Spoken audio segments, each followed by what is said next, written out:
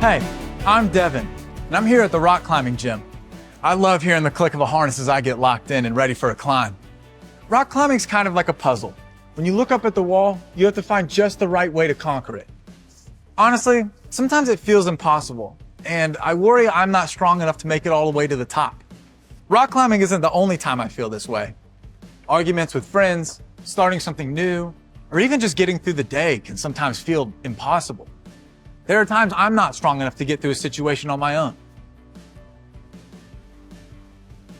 Maybe you've felt like me and asked, what should I do in my life when things are hard? When I have tough questions like this, I like to open the Bible and see what it says.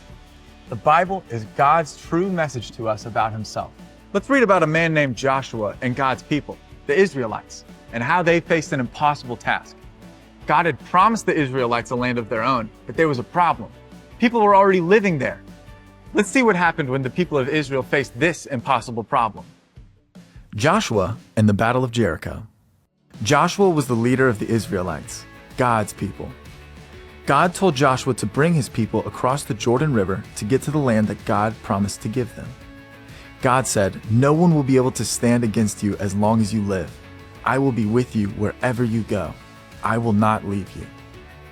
Joshua said to everyone, "Go through the camp and tell the people, get food and supplies ready, because in 3 days you will be crossing the Jordan to go to the land the Lord your God is giving you."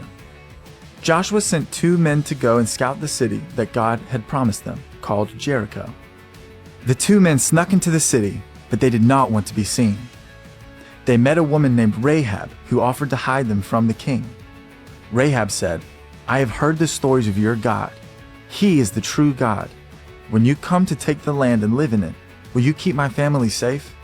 The men promised they would protect Rahab and her family. They told her to tie a red cord outside of her window and bring her family inside. Anyone found in Rahab's house would be safe. Wait a second. God told Joshua that no one could stand against him because God was with him. That is a big promise. But God is strong, and Joshua knew that God could be trusted. And even though Rahab lived in this giant city, she trusted that the God of Israel was stronger than the walls of the city. Let's see what God told them to do. When the scouts left, Rahab did as they said. The Israelites obeyed God and came to take over the city. God told Joshua, "March around the city, circling it every day for 6 days. On the 7th day, march around the city 7 times. Tell the priests to blow their ram's horns. When you hear the long blast of their horns, the city wall will fall, and your army will take over the city." Joshua did what God told him to do. He led the people around the city once a day for 6 days. And then, on the 7th day, they marched around 7 times. When they marched around the city the 7th time, the priests blew their horns and the people shouted. The walls surrounding the city fell down. God's people were able to take the land God promised them. As they entered the city, they saw the red cord at Rahab's house and left that place alone. Rahab and her family stayed safe.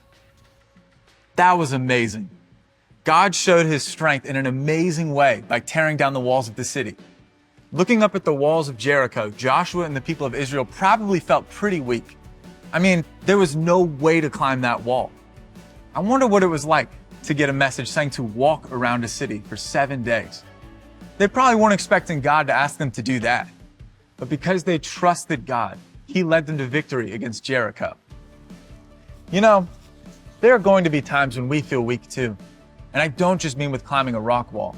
Hard things will happen that we might not feel strong enough to get through. It could be that someone in our family gets sick or something unexpected happens.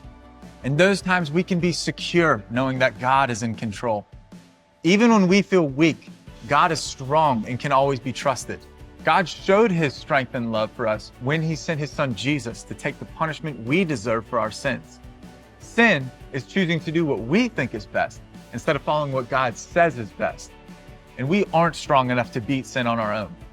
Like Joshua looking at those city walls, we need help. But God is strong enough to beat sin. When we ask him to forgive us and choose to follow him, we can have a relationship with God forever.